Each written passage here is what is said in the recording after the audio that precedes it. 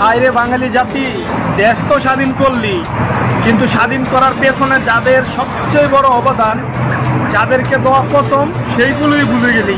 হয়তো এই দূর প্রবাসের থেকে তোদের সাথে রাজপথে ছিলাম না, কিন্তু 1,20,00,000 রেমিটেন্স যোদ্ধা তাদের রেমিটেন্স বন্ধ করে দিয়ে তোদের সাথে যুদ্ধে সামিল হয়েছিল।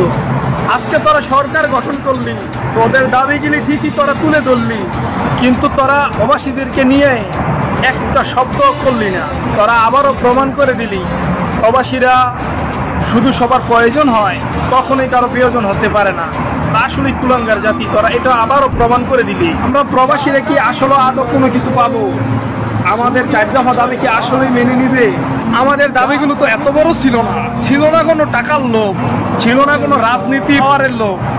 আমাদের তো দাবি শুধু ছিল আমরা প্রবাসীরা যখন এই প্রবাসের মাটিতে মারা যাব, তখন যেন আমাদের লাশটা ফ্রিতে দেশে যায়, এটা যেন পুরো 100% হয় ফ্রিতে।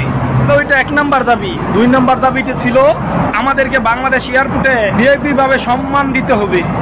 3 নাম্বার দাবিটা ছিল বিমানের টিকিট কমিয়ে আনতে হবে আমাদের জন্য। প্রবাসীদের পেনশন ও প্রবাসী পরিবারের সর্বদা নিরাপত্তা দিতে হবে। আফসোস সেগুলো আমরা পেলাম না, আর তোরা ভুলে গেলে আমাদেরকে।